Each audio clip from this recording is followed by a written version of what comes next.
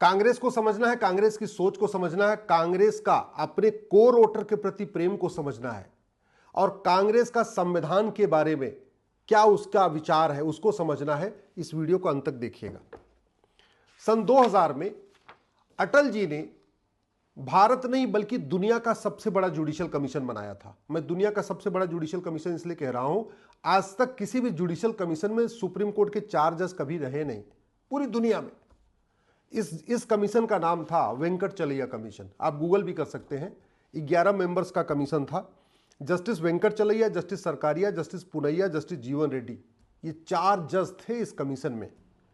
2 attorney general, constitution के expert Soli Sorabjee, के पराशरन साहब, जो राम मंदिर का मुकदमा लड़े थे, के पराशरन साहब, वो भी इस कमीशन में थे। संविधान विशेषज्ञ सुभाष कश्यप बहुत सारी किताबें लिख चुके हैं, वो भी इस कमीशन में थे। स्टेट्समैन के संपादक सीआर ईरानी साहब थे। अमेरिका के भूतपूर्व राजदूत आबिद हुसैन साहब थे। मेंबर ऑफ पार्लियामेंट सुमित्रा जी थी और मेंबर ऑफ पार्लियामेंट पीए संगमा साहब थे, जो बाद में लोकसभा के अध्यक्ष भी बने थे। इस कमीशन ने 2 साल बहुत मेहनत किया और 2 साल मेहनत करने के बाद संविधान में क्या क्या बदलाव होना चाहिए उस पर एक रिपोर्ट बनाई। फंडामेंटल राइट्स में क्या बदलाव होना चाहिए, फंडामेंटल ड्यूटी में क्या बदलाव होना चाहिए, डायरेक्टिव प्रिंसिपल में क्या क्या बदलाव होना चाहिए, इलेक्शन रिफॉर्म में क्या क्या बदलाव होना चाहिए, पुलिस रिफॉर्म में क्या क्या करना चाहिए, जुडिशियल रिफॉर्म में क्या करना चाहिए। ऐसा उन्होंने 250 सुझाव दिए 2002 में। किसको दिया? उस समय के कानून मंत्री अरुण जेटली जी को। 2002 में रिपोर्ट आ गई थी। सरकार 2004 तक थी। अगर चाहते तो 2 साल के अंदर वेंकटचलैया कमीशन के सारे सुझावों को इंप्लीमेंट कर देते। नहीं सारे सुझावों को तो कम से कम 50% सुझावों को इंप्लीमेंट कर सकते थे। लेकिन उन 2 सालों में यानी 2002 से लेकर 2004 तक किसी भी सुझाव पे पार्लियामेंट में चर्चा ही नहीं हुई। इनफैक्ट वो जो रिपोर्ट थी वेंकटचलैया कमीशन की, उसको पार्लियामेंट में टेबल ही नहीं किया गया। और सच्चाई है कि आज तक उसको टेबल नहीं किया गया। इतनी बेहतरीन रिपोर्ट है, इतनी बेहतरीन रिपोर्ट है, पूछे नहीं। हमने उस रिपोर्ट को बैकग्राउंड बना के कई सारी पीआईएल फाइल किया और जैसे ही सुप्रीम कोर्ट में, अच्छी बात है, जैसे ही सुप्रीम कोर्ट ये सुनता, अच्छा वेंकटचलैया कमीशन ने सजेशन दिया है, तो उस पीआईएल को सुप्रीम कोर्ट एडमिट भी कर लेता है। मैंने ऐसे इलेक्शन रिफॉर्म पे कई सारी पिटीशन फाइल किया है। एमएलए एमपी कोर्ट वाली हमारी जो पीआईएल है वो वेंकटचलैया कमीशन के ही सुझाव के आधार पर है। अब सूद देखिए, 2009 में कांग्रेस की सरकार बनती है। कांग्रेस से सीखना क्यों जरूरी है इसको आप समझिए। 2009 में कांग्रेस की सरकार बनती है। 2009 में कांग्रेस के पास 206 सांसद थे। वेंकटचलैया कमीशन ने कहा था कि संविधान में संशोधन होना चाहिए और राइट टू एजुकेशन इसमें इंसर्ट होना चाहिए, आर्टिकल 21A इंसर्ट होना चाहिए। हम बीजेपी की सरकार वेंकटचलैया कमीशन को सुझाव को लागू नहीं कर पाई, लेकिन कांग्रेस ने 2009 में उसको लागू कर दिया और राइट टू एजुकेशन एक्ट बनाया भी और संविधान में आर्टिकल 21A इंसर्ट भी कर दिया। ये 2009 की बात है। उसके बाद जरा देखिए कि उसका अपने कोर वोटर के प्रति कितना प्यार है। क्योंकि वेंकटचलैया जी ने बोला था कि राइट टू एजुकेशन सब पे लागू होना चाहिए, मदरसा हो, मिशनरी स्कूल हो, कोई भी हो, सब कुछ उसके दायरे में आना चाहिए। 14 साल तक के बच्चे जहां भी पढ़ रहे हैं वो स्कूल उसके दायरे में आना चाहिए।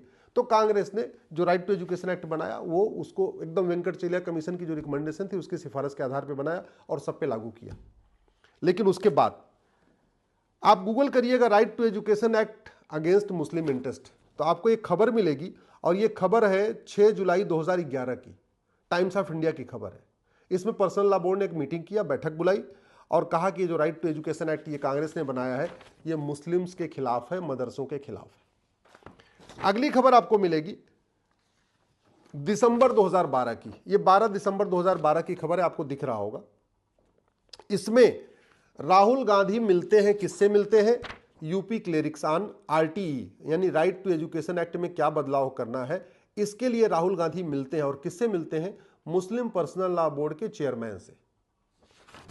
तीसरी खबर ये 3 जनवरी 2012 की है। आपने 2 खबर देख लिया, अब तीसरी खबर, All India Muslim Personal Law Board hits out at right to education act. फिर से जनवरी में मुस्लिम पर्सनल लॉ बोर्ड ने बैठक बुलाई और कहा कि ये जो कानून बना है ये ठीक नहीं है, हमारा मदरसा जो है इसके दायरे में आ रहा है, राइट टू एजुकेशन में नहीं आना चाहिए। और ये तीसरी खबर है। चौथी खबर ये है मार्च 2020 की, ये हिंदू में छपा हुआ है। ये हिंदू की खबर है कि मदरसाज waiting amendment to the RTE act.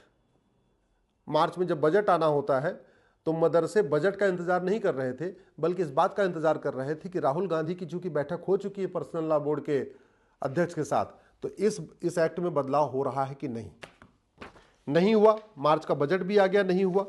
उसके बाद फिर ये अंतिम खबर आपको 19 जून 2012 की है, जिसमें मुस्लिम लॉ बोर्ड ने डिमांड किया कि आरटी जो राइट टू एजुकेशन एक्ट है तुरंत बदला जाए। ये जून 2012 की खबर है। और ये भी कहा कि अगर आप नहीं बदलोगे तो हम आपको वोट नहीं करेंगे, हम आपका विरोध करेंगे कांग्रेस का। उस समय सरकार भी, यूपी में इलेक्शन भी था, और उसको ध्यान में रखते हुए तत्काल, अब आप सोचिए मुस्लिम पर्सनल लॉ बोर्ड में जितनी खबरें आ रही हैं, इसमें किसी में भी प्रधानमंत्री से नहीं मिला मनमोहन सिंह जी से, शिक्षा मंत्री से नहीं मिला कपिल सिब्बल साहब से, नहीं, किससे मिला? राहुल गांधी से। और राहुल गांधी ने कहा ठीक है, हम मदरसे को इसके दायरे से बाहर निकाल देंगे। और तुरंत राइट टू एजुकेशन एक्ट को बदला गया, और बदल के सेक्शन 1 सब क्लास 4, सेक्शन 1 सब क्लास 5 जोड़ा गया, और जोड़ के मदरसे को राइट टू एजुकेशन एक्ट के दायरे से बाहर निकाल दिया। कोई और विरोध न करे, मामला कोर्ट में न चला जाए, लोग कहें अच्छा ये तो मुस्लिम अपीजमेंट नहीं है, तो उन्होंने क्या किया कि इसमें गुरुकुल को भी बाहर निकाल दिया।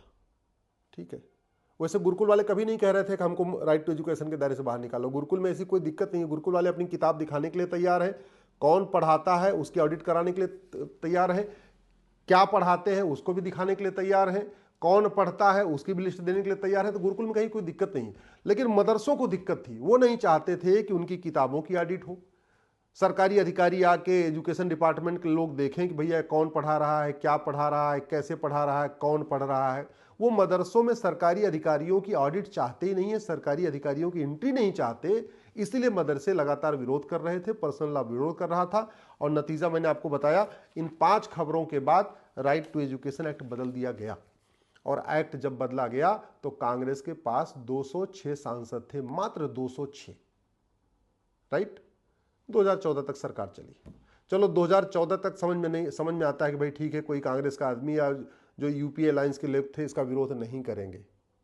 लेकिन सवाल यह है कि जब 2012 में बदला गया तो हमारी तरफ से इसको चैलेंज क्यों नहीं किया गया?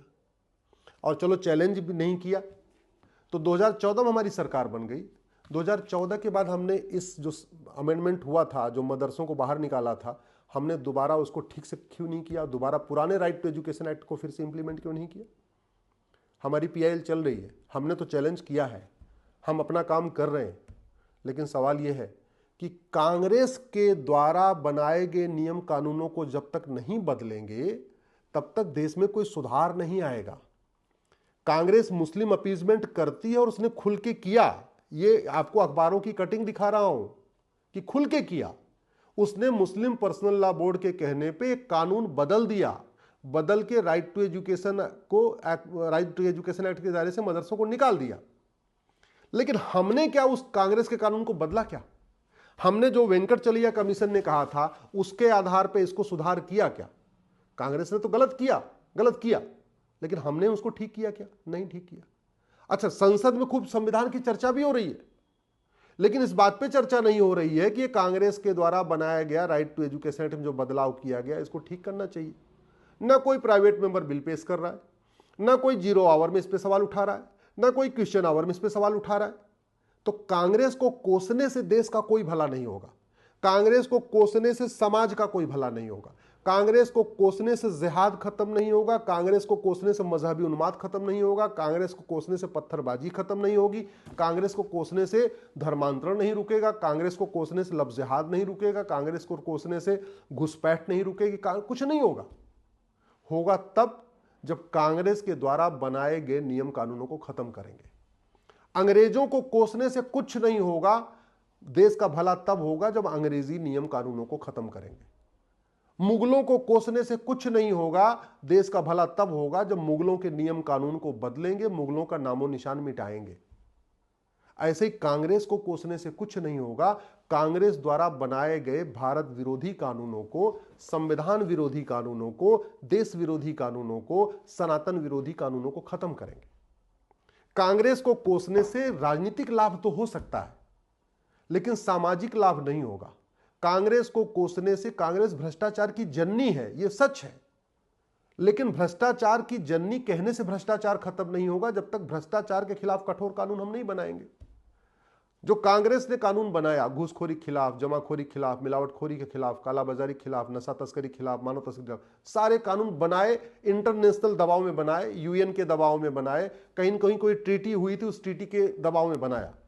लेकिन कांग्रेस ने क्या किया, सभी के सभी अपराधों में सजा कितनी रखी, मिनिमम रखी, 3 से 7 साल। जिन अपराधों में दुनिया के कई देशों में फांसी होती है, जिन अपराधों में दुनिया के कई देशों में आजीवन कारावास होता है, अंतिम सांस तक जेल में रखते हैं, जिन अपराधों में दुनिया के कई देशों में नागरिकता खत्म कर दी जाती है, 100% प्रॉपर्टी जब्त की जाती है, उन अपराधों में भी कांग्रेस ने केवल और केवल 3 से 7 साल की सजा का कानून बनाया। लेकिन हमने तो उसको नहीं बदला। तो कांग्रेस को मैं कहता हूं, कांग्रेस को कोसने से देश का भला नहीं होगा। कांग्रेस को कोसने से न घूसखोरी खत्म होगी, न जमाखोरी खत्म होगी, न मिलावटखोरी खत्म होगी, न कालाबाजारी खत्म होगी, न नशा तस्करी खत्म होगी, न मानव तस्करी खत्म होगी। कांग्रेस को कोसने से न पत्थरबाजी खत्म होगी, न माओवाद खत्म होगा, न नक्सलवाद खत्म होगा, न जिहाद खत्म होगा, न मजहबी उन्माद खत्म होगा। कांग्रेस को कोसने से मदरसे बंद नहीं होंगे। मदरसों को कंट्रोल करने के लिए राइट टू एजुकेशन एक्ट को ठीक करना पड़ेगा, जो कांग्रेस ने बदला था। माइनॉरिटी को डिफाइन करना पड़ेगा, हेट स्पीच को डिफाइन करना पड़ेगा, किताबों की समीक्षा बनाना पड़ेगा, एक राष्ट्रीय एकता और अखंडता आयोग बनाना पड़ेगा। आयोग बना के देखना पड़ेगा देश में विभाजन कौन फैला रहा है। कांग्रेस को कोसने से कांग्रेस खत्म नहीं होगी। कांग्रेस खत्म होगी जस्टिस विद इन ईयर लागू करने से। प्रॉपर्टी को आधार से लिंक कर दिया जाए, 100 रुपए से बड़ी नोट बंद कर दें, 5000 रुपए से महंगे सामान का कैश लेन देन बंद कर दें और प्रॉपर्टी को आधार से लिंक कर दें। काला धन, बेनामी संपत्ति 100% जब्त करने, भ्रष्टाचारियों को फांसी देने के लिए कानून बना दें। मैं गारंटी के साथ कहता हूं कांग्रेस खत्म हो जाएगी। भ्रष्टाचार खत्म हो जाए, काला धन खत्म हो जाए, हवाला कारोबार खत्म हो जाएगा, कांग्रेस खत्म हो जाएगी। लेकिन वो कांग्रेस को कोसने से नहीं होगा। काला धन, हवाला, भ्रष्टाचार खत्म होगा नियम कानून बदलने से। मेरी बात ठीक लग रही हो, इस वीडियो को अधिक से अधिक शेयर करिएगा, अपने अपने सांसद विधायक तक पहुंचाइएगा, अपने जान पहचान के जजों तक पहुंचाइएगा, अपने जान पहचान के नेताओं, अभिनेताओं, लेखकों, बुद्धिजीवियों, पत्रकारों, कलमकारों तक पहुंचाइएगा और इसको अधिक से अधिक शेयर करिएगा।